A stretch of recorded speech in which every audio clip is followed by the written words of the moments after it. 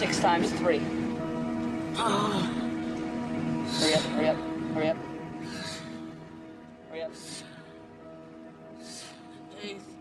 18. Oh!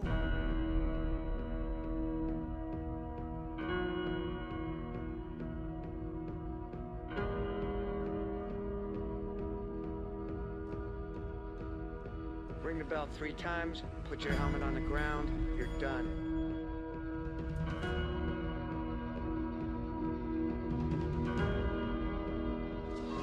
You don't make it! You do it again! Have you been tested this hard ever in your life? Never. Winning here is a conscious decision. Make up your mind whether you want to pass or choose to fail. All right now, gentlemen, I'm going to introduce y'all to something called not being able to breathe. Andrew, come back. Come back to the light.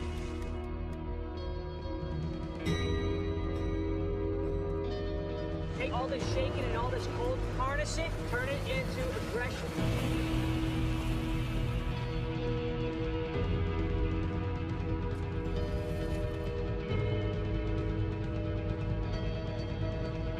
You just prove to your bodies, through your mind, that you can push yourself further than you thought possible.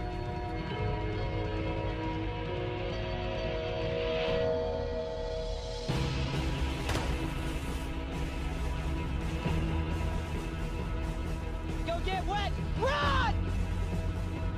I met my limit, so that's it. You sure you want to be here? Yes, I do. Are you absolutely sure? I'm positive!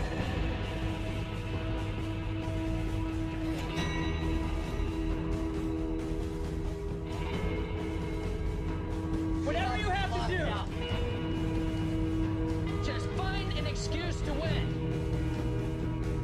Keep going. It pays to be a winner.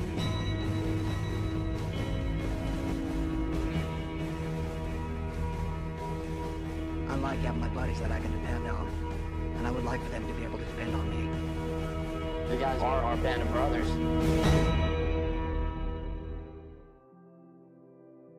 The ethos, the creed that guides every Navy SEAL says this: I do not advertise the nature of my work, nor seek recognition for my actions. In times of war or uncertainty, there's a special breed of warrior ready to answer our nation's call. A common man with uncommon desire to succeed.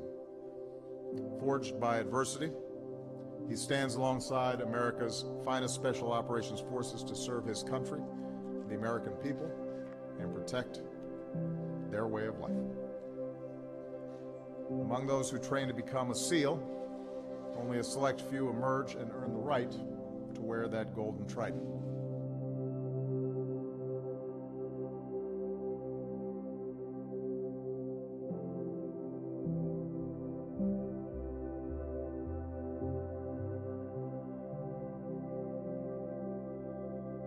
Among those who train to become a SEAL, only a select few emerge and earn the right to wear that golden trident.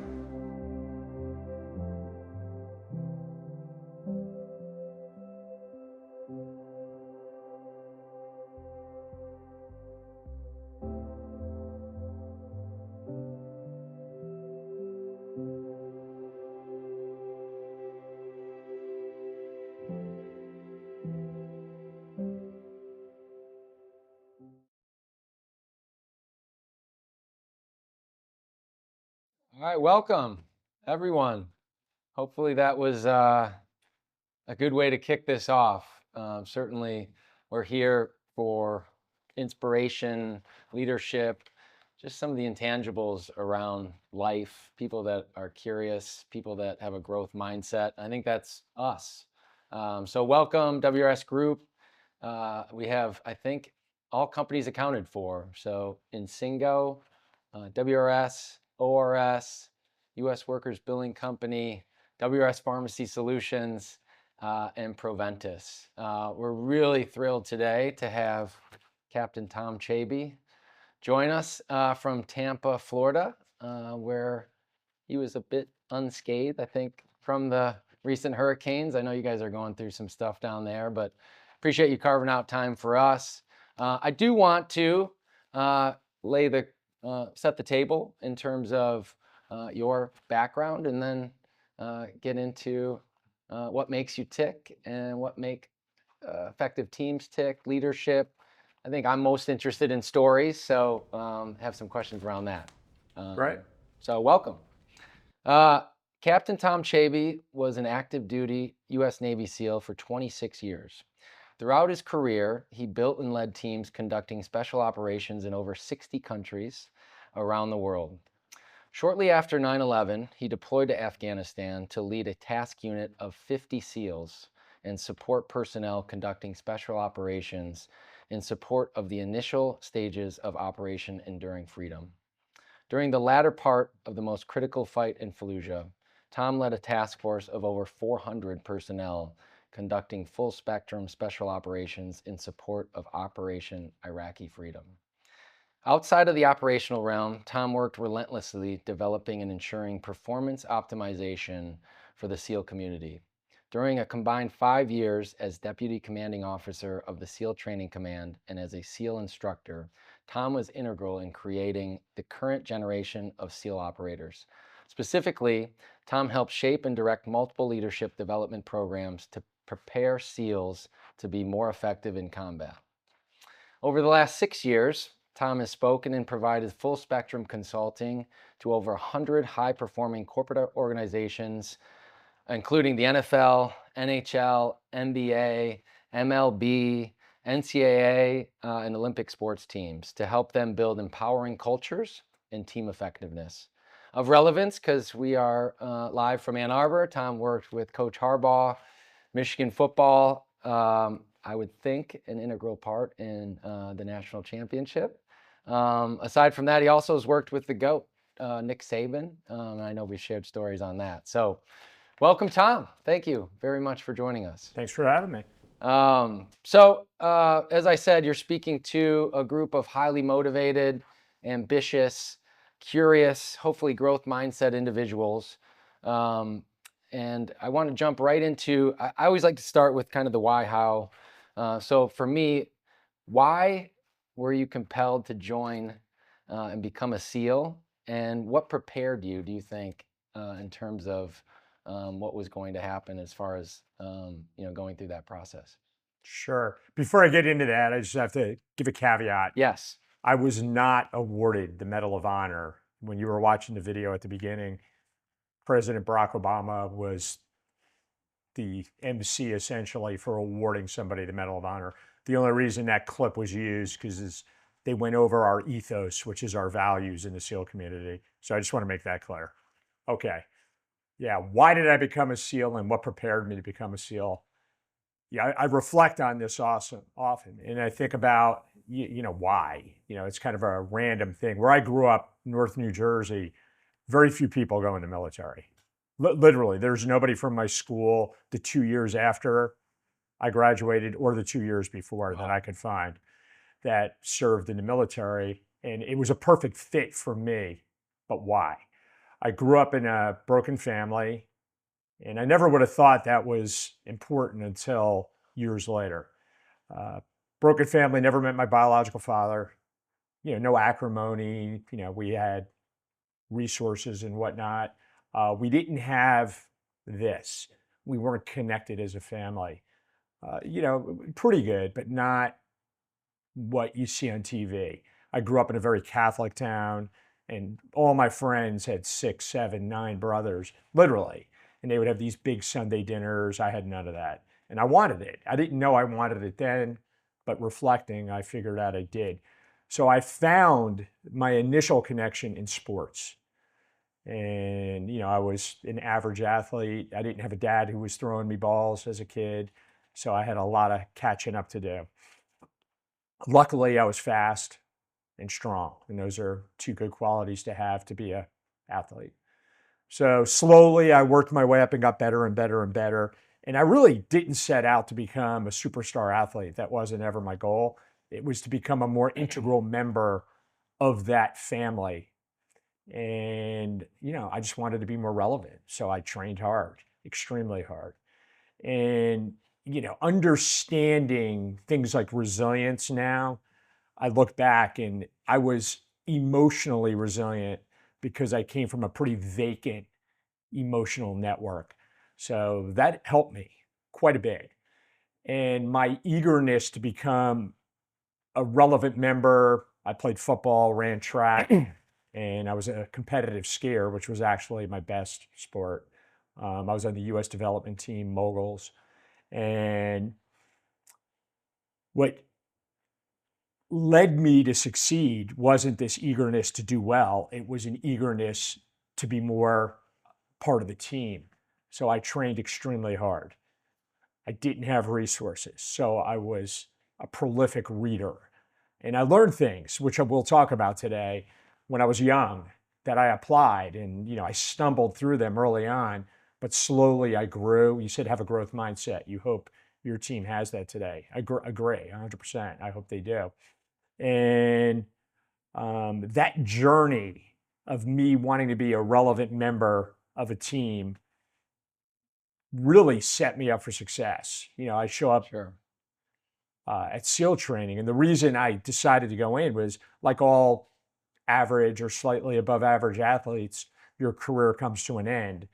And mine ended after college. I went to University of Delaware. And then I didn't have that any longer. I was on my own again, essentially, and went to the recruiter and found out about the SEAL community, and it was perfect. And I went, and all those things I just described just set me up for success. One of the big misunderstandings of SEAL training is people think you got to be this superhero to get through. And, I was an instructor, and then I was the deputy commander of the SEAL Training Command.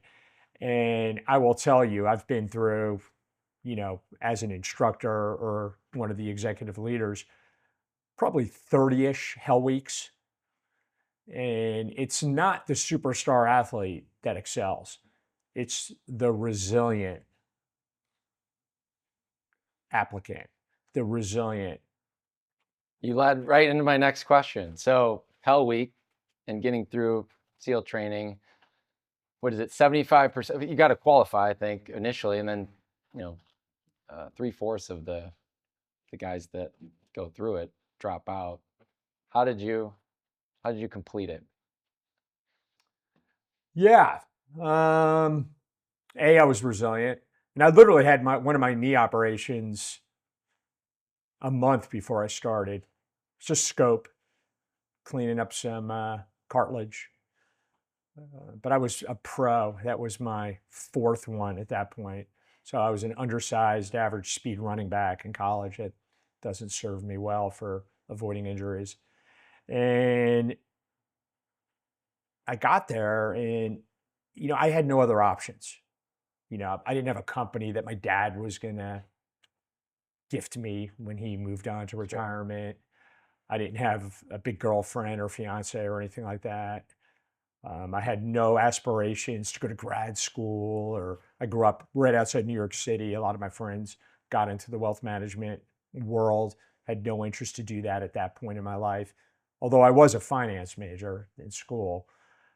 So it's an amazing thing when you don't have options, how it forces you to focus on the task. It's hard to recreate. I think back against the wall is, where people thrive. It's a gift. Yeah. I literally, I mentor on average 4 young men that want to become SEALs. And my advice to them is clean your slate. And this one guy, he took it to heart. He had this girlfriend, they were engaged, broke it off. I was like, Riley, that's not what I was talking about. But he did, and he made it through. He crushed it, and and they broke up and went their separate ways. They're still friends, which is a good thing. Sure. And I'd say this a lot too. Like, I think it's how we're wired, or even today's society, as distracted as we are. But I become a genius, 5 minutes before something. I have a month to prepare, a week to prepare, and I'm completely aloof and put it off. But right before, it's like, okay, it's go time. I don't know, the brain's firing. So I think that is just true in life. Like when your back's against the wall and the pressure's on, we're going to talk about pressure. I think that's where people Great. I love that. hopefully rise to the occasion. I like this analogy too. We talked about a bit. So you get through Hell Week. You're a Navy SEAL. Like that's got to be an amazing feeling. You know, I'll loosely equate this to my experience in sales, especially now we have a program in which we partner with orthopedic practices. The sales process is long. There's a lot of stakeholders. It requires a ton of follow-up and feedback, and it feels really good because we know it's the best solution for the practice, for the patients, certainly for our partnerships, when they finally say yes. But I found once that yes happens, that's when the real work starts. You know, that was all just to get to the starting line. So in terms of you make it into the SEALs, you're the FNG. You show up to day one. What's that like? It's funny you use the acronym FNG. It's fully present in the SEAL community. Yes. And for those that don't know what FNG is, FN you guy. Yeah. I'll leave it at that. And yeah, I walked into SEAL Team 3. I remember it like yesterday. I'm a brand new SEAL. I have no idea what I'm about to begin, where my journey was going to take me. I check in and they treated me like an FNG. They told me go report to Charlie Platoon, and that would be my new unit that I'd be part of. And I'm the new assistant platoon commander for Charlie Platoon. You know, here I am, and there's 16 men on this team, this platoon, and I'm brand new, and I'm going to lead them, at least be the assistant platoon commander. And it's daunting, and there's a level of disdain from the seasoned SEALs. Most of that, I believe, you know, looking back on it now and knowing what I know, is for effect. They want to see how you respond to things like that.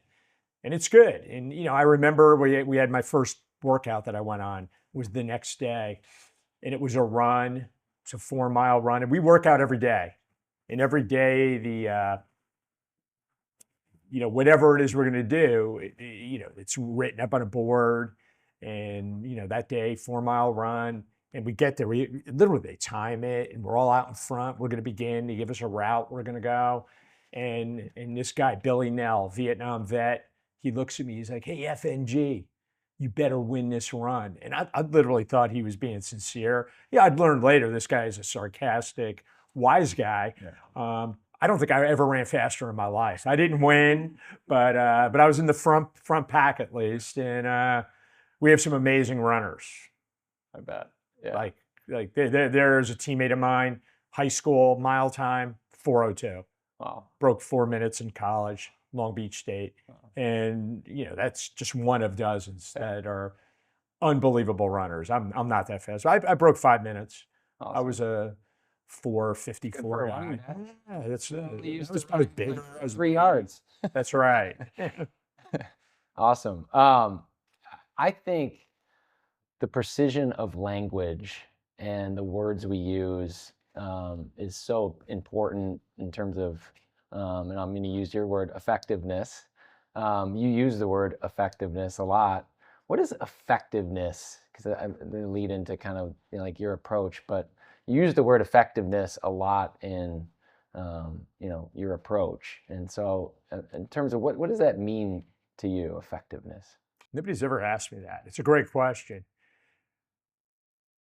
Our language is very loose in our culture, and people are like, good, bad. Like, what does good and bad mean? No, we have a standard. We have expectations. You're either effectively meeting them or you're not. And if you're not, you're ineffective. And it's not about being great. It's about being effective. And, I work with athletes quite a bit, and that's probably only 30% of what I do for work now. The other 70% is corporate America. I work a lot with salespeople, senior and mid-level leaders. And if you'll take us on, we'd love to have you. There we go. There we go. And we could talk afterwards. Effectiveness is very focused on what are you trying to achieve? What is the outcome? and we'll probably get into this a little bit. I might as well just get it out of the way now. In America, our culture, we have the luxury of thinking largely in outcomes. We do. Look at all the social media. I'm not a big user. I use LinkedIn. That's it. I don't have a Facebook account. Or, let me take that back. I do from my 15th high school reunion, and then I never looked at it again. And that's it. And I just communicate with people via text and email. But effectiveness is, how do you get to the outcomes you're going after? So we think, oh, we're going to win this, we're going to win that. What kind of car do you drive? What's your position? Do you have a parking spot? All these cool things it's great. Outcomes are fantastic. I showed up and started working with Michigan football, and they're like, we're going to win the Natty. I'm like, what? Like, I literally didn't know. I'm like, the Natty? What the heck is the Natty? And that's the national championship. I didn't speak cool guy outcome speak. And, I learned that. And I'm like, and they would talk like that. That was one of the first things I recognized when I got into Schembechler Hall and started working with the guys. I don't mean this as a disparaging thing, but it was a fact. I've never been in a more entitled environment in my life, ever. I was all really good people, nice people, but they were so entitled because they'd won so many games. They've won the most college football games of any program. I don't know if you know that. And the national championship list is huge. I'm like, I don't know how to break this to you guys. Those championships all happened in 1938. And we're talking about today. It's a new century. And that was step one in my relationship. By the way, you're giving the Spartans and the Buckeyes watching a lot of ammunition here. So, well, justifiably. Yeah. They were good people. It's not disparaging them in any way. It's just, I'm an outsider. I didn't go to University of Michigan. I did go through a program at Ross, and they let one SEAL go to this every year. Noel Tichy, Judgment and Leadership. It was a great program. It was fantastic. And you're talking to the Entrepreneur School tomorrow, right? I am. Great. I am. I'm excited to get the opportunity to speak to them. Yeah. Full circle, coming back. Yeah. So, back to effectiveness. We think in outcomes. But here's a question for you. Focusing on an outcome, does that help you reach your outcome in any meaningful way? Other than giving you, okay, we're here, we want to get there. Right. I find activity gives me more information, and, I think less, do more, and then get more information and keep going.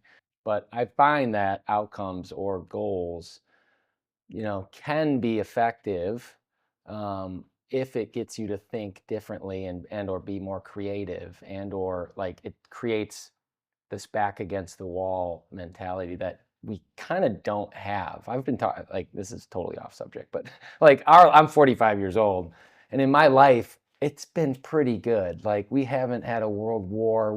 There's been some blips, but it's been pretty good. I grew up, middle class. Like, there hasn't been a lot of adversity, right? And so, like, how do you create that back against the wall in a business is what I think is helpful. But yes, no, if it's just, and I found too, if it's not a collective outcome, meaning everybody's bought in, that's a problem too. So it's got to be something you truly believe in my experience.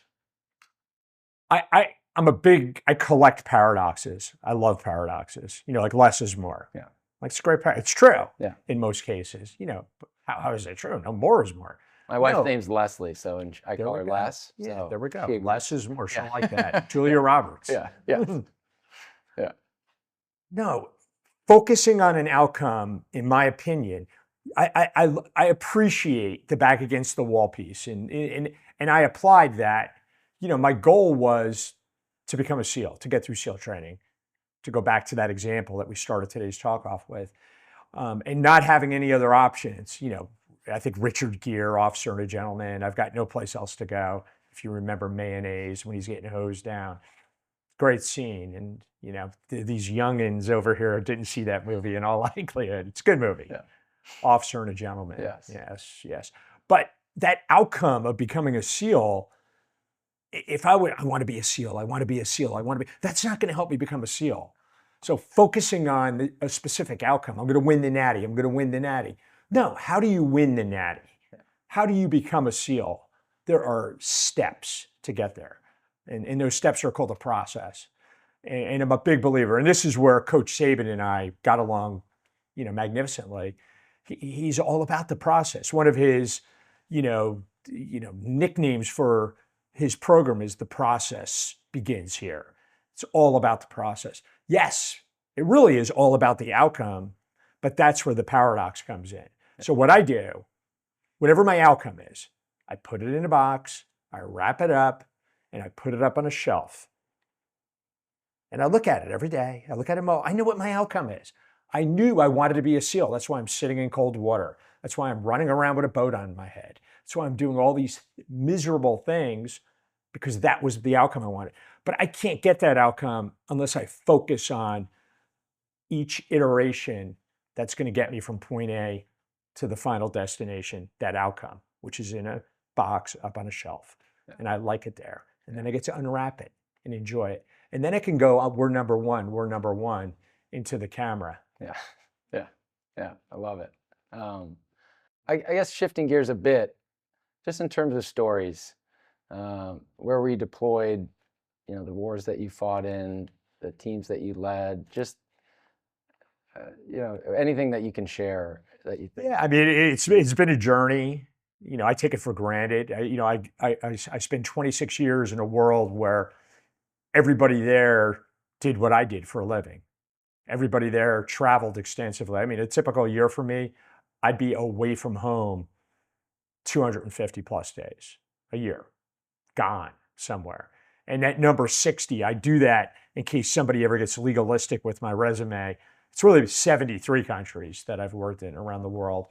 And the interesting piece, and you used, you characterized, your life as being very, very peaceful, no world wars. And the beginning of my career was the same way. There's nothing. I came in '89 and there was nothing going on. So what do SEALs do when there's no conflict? We travel around the world. I went to Singapore, spent a month there, and worked with the Singaporean SEALs. Went to Indonesia, went to Australia, went to every country in the Middle East, essentially, except Iran, and work with their counterparts. And we train and improve and develop relationships so we have networks for later. 9/11 happened and my life changed, and it may be worth me sharing this story. I was in Colombia, South America. I was living down there, counter-drug operations, spent a year in Colombia. Loved it. It's a great country. I highly recommend vacation here. It's fairly safe. Cartagena's especially good. Bogota's great. That's where I lived. But every Monday I would go somewhere different to one of their sketchy places and work with their military. And I was an advisor, essentially. And I was in Bogota in what's called a skiff. And a skiff is a room where you can't bring your cell phone. In fact, I'm going to pull my cell phone that's been blowing up out of my pocket right now and hand it to somebody. There we go. Thanks. My glasses fell out. We'll deal with that later. And I'm in this skiff and doing what I do. It's Tuesday, 8 in the morning, 9 in the morning, going through intel, what happened on operations last night, what are we going to do tomorrow, what have we learned intel-wise. And the door opens up, and Admiral Moreno, who's a Colombian military man, he was the leader of essentially what we were conducting in the Riverine Maritime Operation Wing of Plan Colombia, came in and he had tears in his eyes.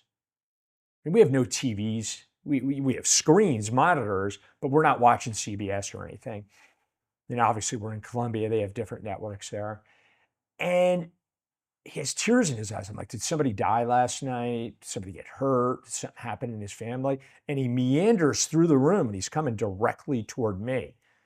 And he extends his hand to me. And he's like, from a grateful nation, we mourn with you today. And that's how I learned about 9/11.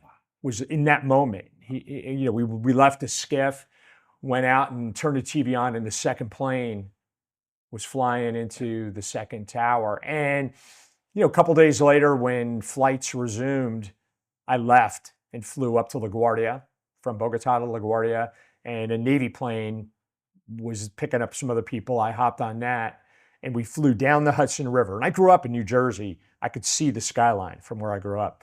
Flying down the river, and I look over to the right, I can see my hometown. There it is, Park Ridge, New Jersey. The pilot tilts a little bit to the left, and I could see the smoking remains of the two towers. And in that moment, I remember the scenery looking out the window. I'm like, my life will never be the same. Because I was on my way to Afghanistan right then. Landed in Virginia Beach. Wow. Was in the Middle East a week later. Wow. That's that quickly. That quickly, yeah. Wow. Wow. Yeah. And then I would imagine your military career changed dramatically. Dramatically. Yeah, we weren't training with our foreign counterparts any longer. A little bit of that. But now we were embedded in a conflict. Yeah. Operation Enduring Freedom in Afghanistan to begin with. Then there were other things, OEFP, Operation Enduring Freedom Philippines. Nobody knows about that. Huge conflict, Mindanao, Google it. We could talk about it later, wow. But major problems there. Wow. And I spent a good chunk, a couple of years in that conflict as well. Gets very little publicity, and that's a good thing. Yeah, the world and the public doesn't need to know everything that's going on out there. Sure. Wow. So Afghanistan, Philippines, I imagine. And then I got selected to be an executive officer, and it's the number 2 guy, essentially deputy. And they sent me to Guam, of all places. And I'm like, all right, whatever you want me to do. And we were in charge of leading all SEAL operations, naval special warfare operations in Asia. So everything, Australia, Indonesia, the Japan, Korea, the whole deal, it's huge swath of land. And I traveled extensively. And then I left there and got selected to be an aide to a 4-star general, the 4-star general in charge of all special operations. So I ran his schedule. I was at his hip every day. Flew around the world with him. He had a G5. It was pretty nice. And we went everywhere. It was a great, great adventure. It's a movie. It literally is a movie. Wow, that's fantastic. Thank you for sharing. Yeah. I wanted to shift gears a bit because you also talk, I love the effectiveness piece, but also performing under pressure and how you can actually prepare yourself. Hey, it's a skill. A skill, right? Absolutely a skill. So I'd love to hear more about that as well, because I think, again, the only way to have fulfillment in life, not the only way, but the way I feel fulfillment is, doing hard things, putting myself out of my comfort zone. By the way, this is totally out of my comfort zone. I feel like a total imposter right now. You're doing great. Yeah, thank you. But I do think that's where the growth happens. That's where the fulfillment happens, is challenging yourself, overcoming obstacles, and you have to feel some pressure, obviously. And that, let me start with the world I came from, and my childhood. Back to that. Like I don't know why. Well, actually, I think I know why, and I reflect on this often. Like I was pretty average athletically, and I learned quickly if I wanted to become a more relevant. Hearing this story, I bet above average, but okay, well, maybe a little bit, but I wasn't this amazing, prodigy. And there's a great Tom Brady video. I could show it to you later. It's on my computer, where he's like, I wasn't a prodigy. I excelled in other ways. Discipline, he says, hard work. And I agree. Same thing with me. But the thing I found, the way I could become more relevant, football is a great example. Like I had no skill. Zero. I didn't know how to play football. Nobody threw balls with me when I was a kid. I ended up becoming an all-conference receiver. But I literally would throw balls with my best friend, my neighbor, who played for the Kansas City Chiefs. We would do 6 hours a day every summer. Yeah, you can learn how to do anything when you do that, right? But I had no idea how to get in there, but I learned quickly in football, okay, don't be afraid. Okay, there's no skill in that. Okay, I'm not going to be afraid. So I was like that guy, the wedge. Like I'd break the wedge. Buster, I'm yeah. like, okay, I'm going to do that. And, and it was not fun and it hurt. But great job, Chaby. We have a mom of a wedge buster here. Yeah. That works. Right. And then it was the same with skiing moguls. Like most people, like I'm not doing that. Catch an air. I'm like, oh no, I'll do that. And that's I get some injuries. How many surgeries have you had? 11. 11. Yeah. Yeah. Most of it's from skiing. Yeah. Actually. Yeah. Skiing's brutal. Yeah. Yeah. Hucking yourself off cliffs, Yeah. moguls, and Yeah. a little bit You football have to though. overcome fear to do that. Yeah. But the fear piece, it's just perception. Perception's everything. It really is. Perception. Let me give you an example. My freshman year of college, I took a course, Public Speaking 101. I had never in my life spoke publicly, ever. You may be in class and like, Mr. Chaby, give us your essay on whatever. Okay, it's in front of my friends. But now I'm in a college class and it's a formal deal. There's a stage, there's a podium, and there's a professor and you're being judged. And it was my turn, 15 minutes. It's funny, it was a 15-minute talk, just like a TED Talk. This is way before TED Talks were invented. And I remember walking up the stage in my heart. I remember my vision. I got really good vision. Not, I need glasses now for reading, but I'm still 20/20. I was 20/15. I remember my vision. I'm looking through a straw. I remember the butterfly thing happening. I'm like, what is going on? My palms started sweating. I don't know what the heck that's all about, but it happened. And I was nervous. I was going into fight or flight, 100%. And that's, a mechanism. All humans have it baked into our DNA. It's how we respond to a threatening scenario. But that threatening scenario is really up to your judgment. My perception of going up on that stage to speak publicly, be judged by my professor, and I think most of the threatening piece was my ego. Like I was worried I was going to look stupid in front of my classmates, get a bad grade. And I could talk about whatever I wanted. And I talked about skiing. I knew more about skiing than anybody in the room, probably anybody at the college or the school I went to my freshman year. There was a lot of great skiers. So that's up in New Hampshire. And then transferred to Delaware. But that was all perception. And I did horrible. I got a D+ on my talk. And the professor laughed at me afterwards. He's like, all right, Mr. Football Guy, called me that. He goes, we'll make you a good speaker by the end of this course. And he did. But I had to work extremely hard. And that was the beginning of my journey on what the heck happened to me? Why did that happen?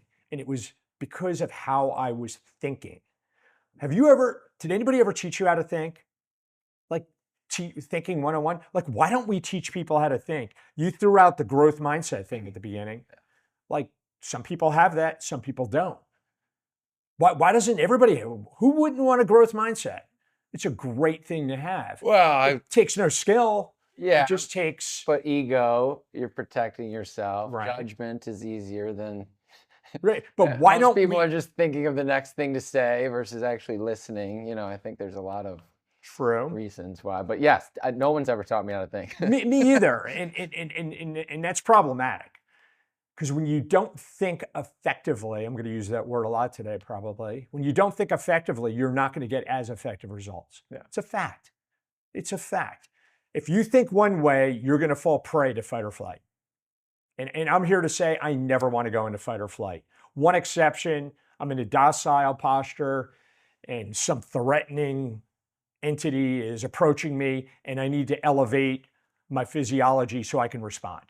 But I only want to go into fight or flight for 5 seconds. Then I will intervene, and I know how to do that. And then I will get off that fight or flight roller coaster, which does not optimize your performance. And I have a great video I'll show you afterwards of people that went into fight or flight and what happened to their performance. It's brutal to watch, brutal. Yeah. Well, I even talked to some of and they ended up winning this game with the Michigan football players after the Rose Bowl, and they admitted the lights were bright, Like things were moving much faster. There's tons of distractions. Absolutely. It was hard to. They made mistakes in that game. They're a good enough team to overcome them. But it was just interesting for them to be that vulnerable and share that yes, that the lights were bright, and we had to overcome that. It's incredible when you really spend some time and look at the studies. When we go into fight or flight, what happens? Like your short-term memory out the window. So what you learned earlier in that sporting event, you're not even going to remember. Yeah. Like, hey, that guy's going to do this. You don't even remember it because your short-term memory goes out the window. Your ability to be creative goes out the window. Creativity it's an intangible, but it is important to success. Yeah. Your ability to be able to see multiple stimulus simultaneously, which you and I can do right now. But when you're in fight or flight and you're in that tunnel vision scenario, you're hosed. Yeah. And it's just negative thing after negative response. Your physiology goes through the floor. So people that have a potential that's up here, you go into fight or flight, yeah, and they're deflating their ability to perform at the complete level that they're capable of. Yeah. And you're a lot of orthopedic medical device reps, med tech reps are going to watch this. That really comprises our sales force. I spent 16 years with Smith & Nephew Orthopedics in the operating room, and I've been there. When you don't have the instrument that's needed and or the implant that's required, your whole world goes black. Like I think a lot of those reps can relate. And then even just in sales interactions and negotiations, the more I read, the more I prepare, the better that always goes. And being able to adapt. I think creativity and adaptability long term is absolutely in terms of success. I see the most successful people ultimately just keep going, and they just keep getting better, and they find a way to win. Keep throwing themselves off a mountain or whatever it is that they're afraid of to overcome that. So your example's spot on. I've worked with Globus Medical. It's a medical device company, spine, for 7 years now, and I work with their salespeople, and I help them deal with exactly what we're talking about. I've been in the OR.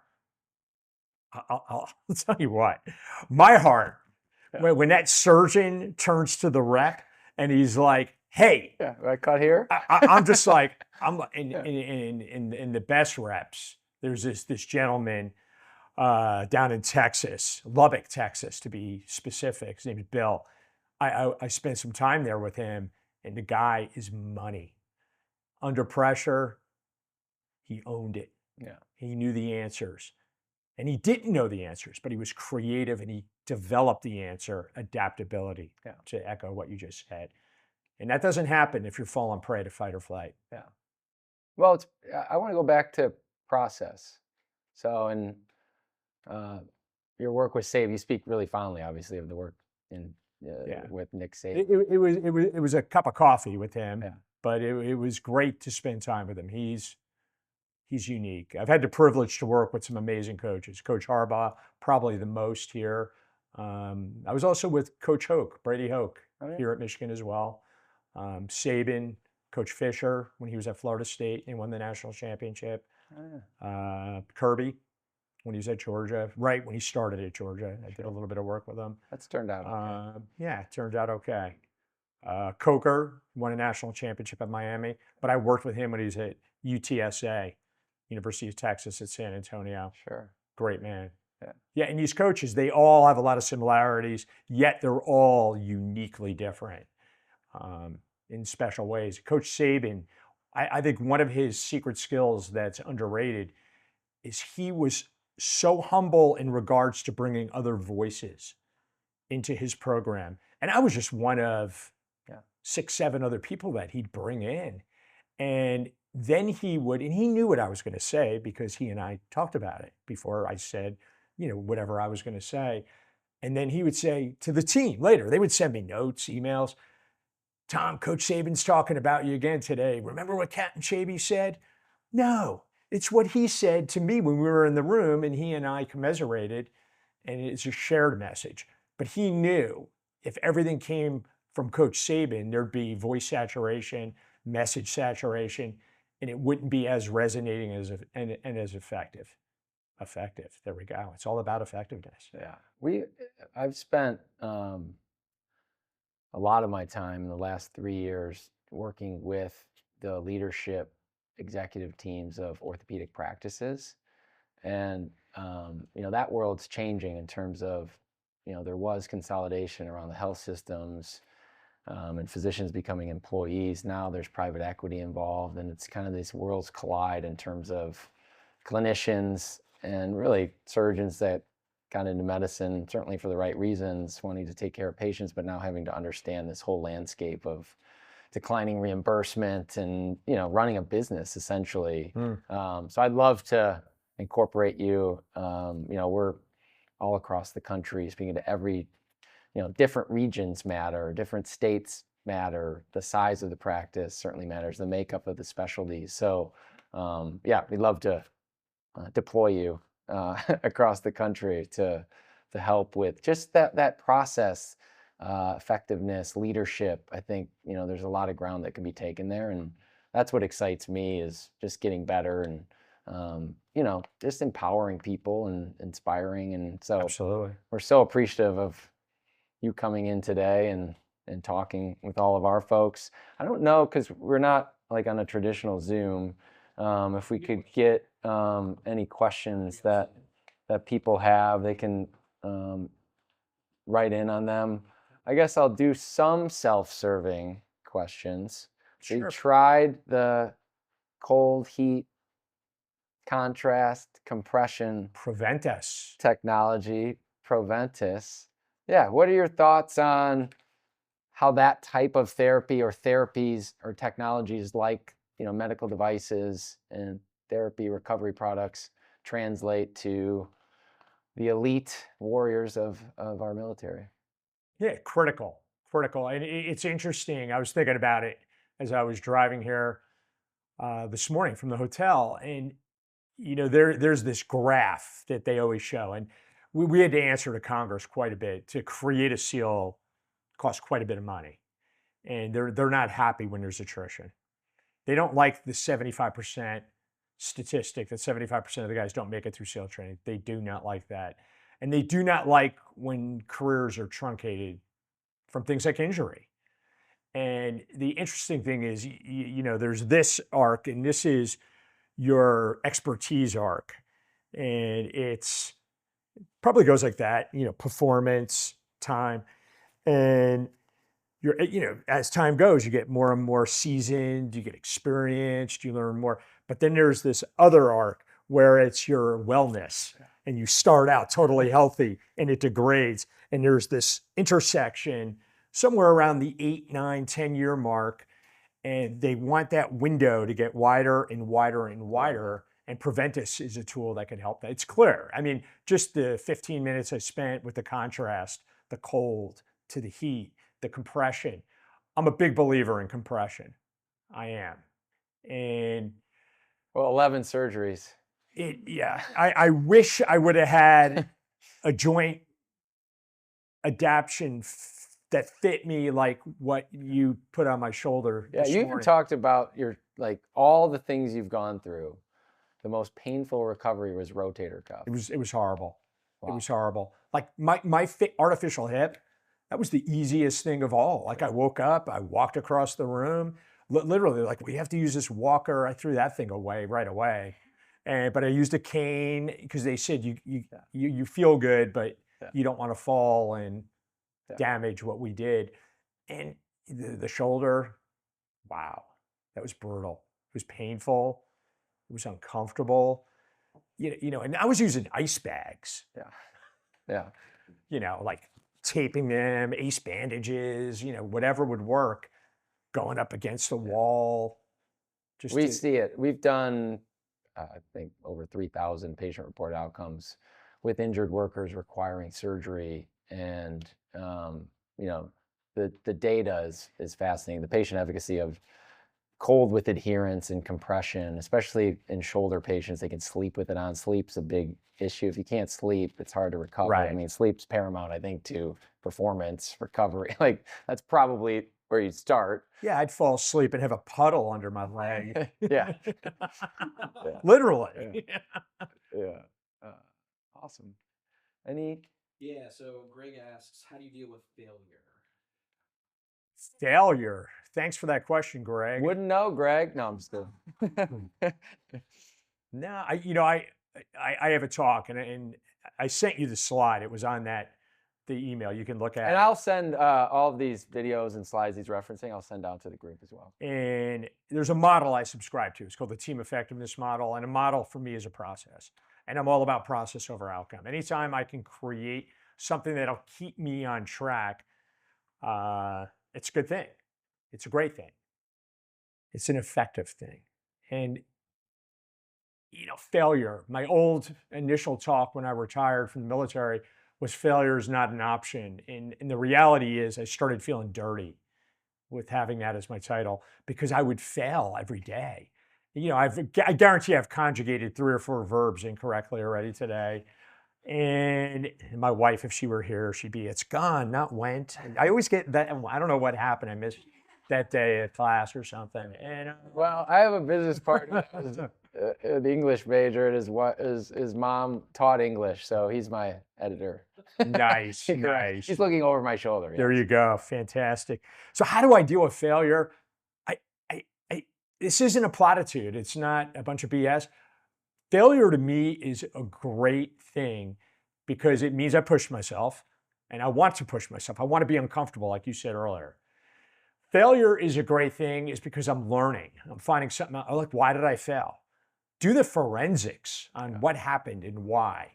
And there's a great video. The video I put together, I've got Tom Brady, then I got Novak, Djokovic, and then I got Kobe Bryant. And Kobe Bryant, it's brilliant. I'm so sad I never got to meet him.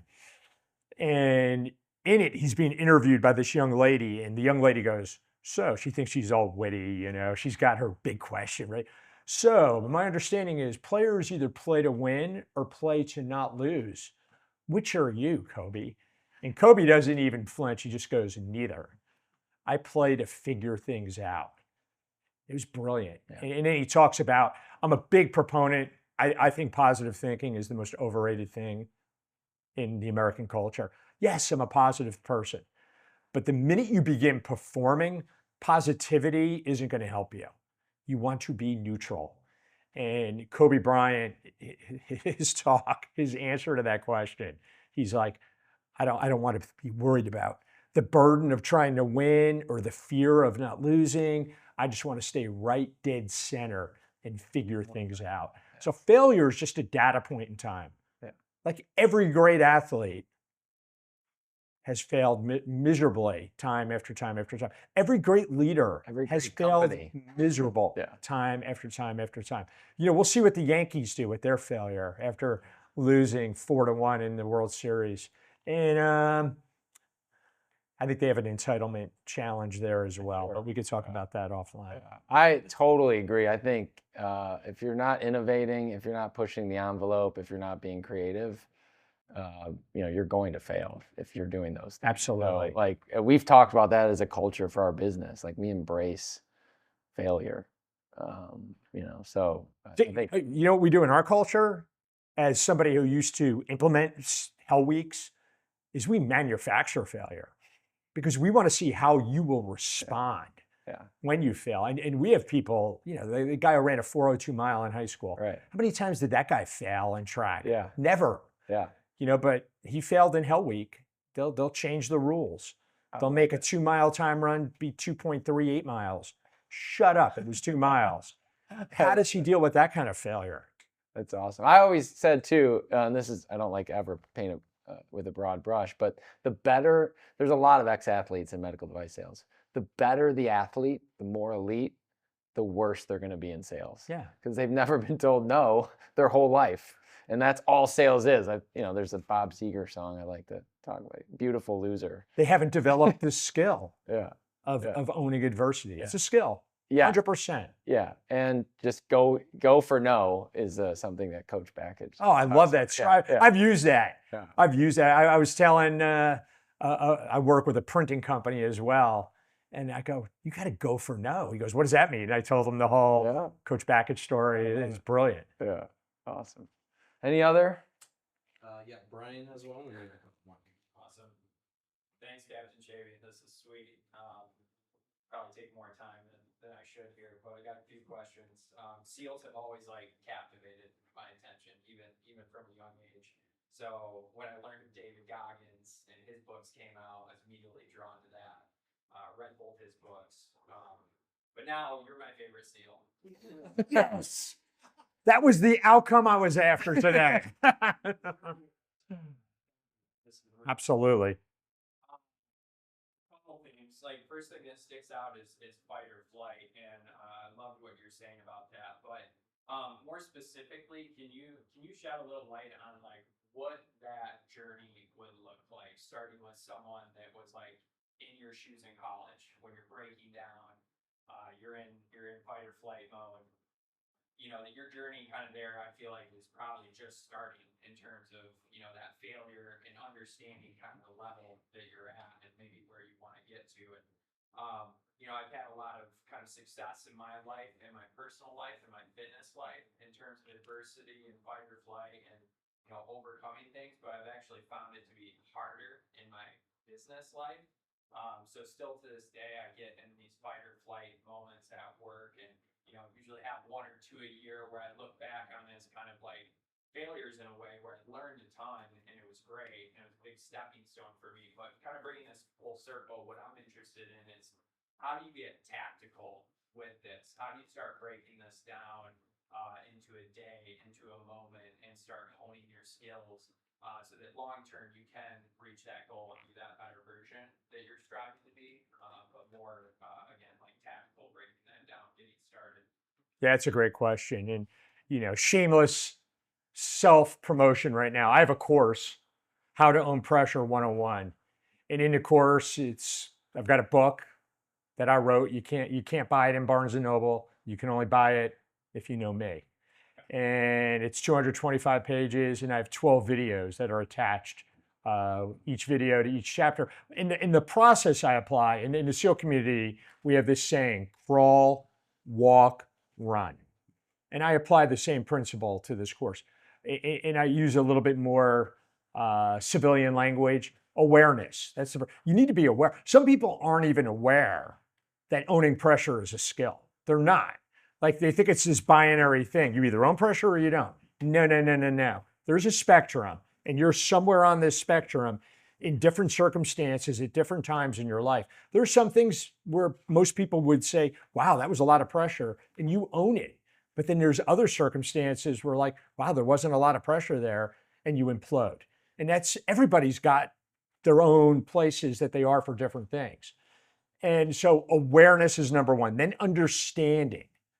Understanding endocrinology, the biology, what happens to us physiologically, from our mindset, the framework from where our thoughts come, we derive thoughts. Those thoughts, you got to wrap your mind around this right now. Our thoughts boomerang back to our brain and become the impetus to trigger the release of hormones and neurotransmitters. And when that happens, you're either doing an effective job or an ineffective job. If you don't think effectively, you will slip into fight or flight, or you potentially will slip into fight or flight, and that's bad on every level. It's never a good thing. I know people are going to argue with me. I don't care. I don't ever want to go into fight or flight, except for that one example. Docile, grizzly bear, 5 seconds, I can respond. I'm good. Then I'm going to intervene. So awareness, understanding. Then you start talking about what can you do to intervene, to change the course of where you're going. People, a lot of psychologists, and I'm not a psychologist, full disclaimer there, but I've read probably more books on this than most psychologists. And I've been in pressure, the cauldron, the crucible of pressure more than most people. And applications work. But a lot of the pros, the doctors out there, they say breathing is a strategy. Like, just breathe. Get into your rhythmic breathing. No, that's bullshit. Breathing is a tool. It's a great way to get some standoff. If you have the luxury to have 10 or 15 seconds to get away from whatever the impetus that's forcing you to go into fight or flight, it's a good thing. And then you have to come up with a strategy, because some perception is sending you into fight or flight, and that you have to deal with directly. And I have 5 strategies that I teach that help you do that. And process over outcome is one of them. That's number 4. Neutral thinking is another one. And then we get to choose what kind of mindset we have. When I went up on that stage in my public speaking 101 example, I let my mindset happen to me. I didn't deliberately try to do anything. I let it happen to me. And guess what? I had a threatening mindset. And guess what? When you have a threatening mindset, you will go into fight or flight. That's how it works. I could have chosen to have a challenge mindset. And that's kind of what we've been talking about a little bit. And now that's what I do. Before I got up here on this makeshift stage we're on, I asked myself a question. I go, C or T? Challenge or threat? Challenge. I choose challenge every time. But you can't just do that. Like, I'm going to speak to the Michigan basketball team tomorrow. If I were to play one-on-one against any of those players, there's nothing I could do. I'm a moderately okay player of horse. That's it. I can't play one-on-one with these guys. And so you need 3 conditions to be met to truly have a challenge mindset. You have to know what's required. You have to be capable of delivering what's required. And you have to be motivated to deliver what's required. If you can meet those 3 things, check, check, check, I now have permission to have a challenge mindset. I trigger into that, and the threat mindset is removed as an option. So it starts with awareness, goes to understanding of all the things I just talked about. Now you have to start applying this in a static environment. I believe in experiential training hugely. The thing Hell Week, that's experiential training to the extreme. But you could do all sorts of things. And we could talk about that offline. But then the next step is application under real pressure. And then finally, the 4th step is mastery, where you just keep working at this. I've been studying this, talking about it for 20 plus years. And I learn every single day another little nuance on how to approach it. Another little approach. Like, you challenged me a little bit today, Scott. You did. When like, I'm a big, the paradox, outcome, process. Thinking about an outcome never helps you achieve an outcome. But he challenged me when he said, using the outcome to get your back up against the wall could be a motivating thing. Because like, anger is a great tool as well. And what you're saying is exactly right. So I'm going to tweak my narrative a little bit. And I'll give Scott, I love giving people credit. I'll put Scott underneath it in my notebook, and I can show you my notebook later. And that's how I do it. And that's and then you got to apply the concepts of the aggregation of marginal gain and Kaizen, this Japanese word for continual improvement. You're never going to arrive, ever. You just got to keep growing and growing and growing. And guess what? If you want to be the best video producer, the best leader, the best entrepreneur, the best husband, wife, spouse, the best friend, you're never going to arrive. You're eventually going to have to navigate pressure, eventually. So you better learn how to do it effectively. I love it. Yeah, that's great. And I've just found, and this is cliche a little bit, but the journey is the thing, the fulfillment. And I definitely had a destination earlier in my career, and there's the game's going to start over. The game's going forever. So I just read, which is the fun part. Yes, it's the best part. Yeah, and that's our barometer for success: is, are we having fun? Are we working with the people we want to work with? Are we solving the problems we want to solve? Are we helping the people that need it? And if you're checking all those boxes, life does not get better. And that's certainly where we're at as a company. So it's a It's a fun time for us, and so appreciative of your time. I think we're probably running up against it. Yeah, 11:36, so we can keep going, not going, whatever. Yeah, perfect. I think that's a great place to stop. So Awesome. Well, thanks for having me, Scott. this has been so Had great. fun. I appreciate the time so much. This is awesome. Thank you for making this easy on me. So.